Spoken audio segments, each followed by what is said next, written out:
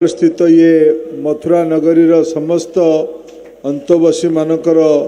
जय हो। मंचरे मो सह ये राज्यसभा जोग देवाई आसीथिबा वरिष्ठ मंत्री जे निजे जड़े तांको गाँव रे कंस हुंती ये भलिया श्री रविनारायण नायक महाशय तांको हस देखिकी आपण माने जानि पारथिबे। जानले कि नहीं आउ थे कहवा से हजिकी जीवे कि नहीं रबाबू आस मो पाखे ठिया हो एठी आम संगे आसीथिबा ओडिशार युव नेता राज्य सरकार संस्कृति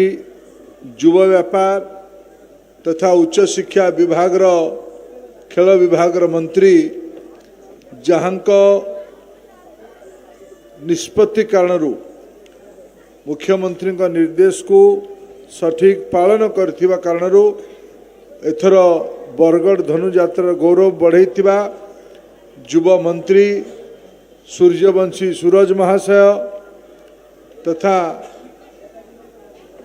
ये आम समस्त को एठिकी राज दरबार को डकई आनिमा पाई कंस महाराज वार्ता को आम पर्यंत पहुँचे आपणकर लोकप्रिय स्थानीय विधायक मोर बंधु अश्विनी षडंगी महाशय विजयपुर विधायक आदरणीय सनद गढ़तिया महाशय आमर अताबिरार विधायक आदरणीय निहार भाई निहार महानंद तथा भटलीर विधायक युव साथी इराशीष आचार्य महाशय आमर पड़िशा झारसुगुड़ा जिलार विधायक झारसुगुड़ा सदर विधायक आदरणीय टंकधर त्रिपाठी महाशय तथा आमर ये यात्रा प्रमुख कार्यकर्ता संचालक आम समस्तंकर प्रिय सुरेश्वर दादा महाशय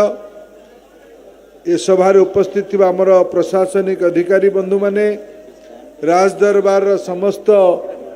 अधिकारी बंधु माने पुणी आउ थे ये उपस्थित थी सबू माँ माने गुरुजन माने युवक साथी माने सांबादिक बंधुगण आपण समस्त को आज भलिया ये मंचरे मु आपण को एते संख्यार एते रातिर एकाठी हेतिबारु मु बहुत बहुत शुभेच्छा जनाऊँगी। बहुत बहुत धन्यवाद। मु धन्यवाद दौची गजराज महाराज को धन्यवाद दौची तार महंत को जी मते हाथी उपरे बसैकी यात्रा देखे आणला बहुत बहुत धन्यवाद। बंधुगण बरगढ़ धनु यात्रा आज सठिक भावे विश्व प्रसिद्ध है। ये संभव यही जे बरगढ़ उत्साही नागरिक माने आपण मानकर निरंतर प्रचेष्टा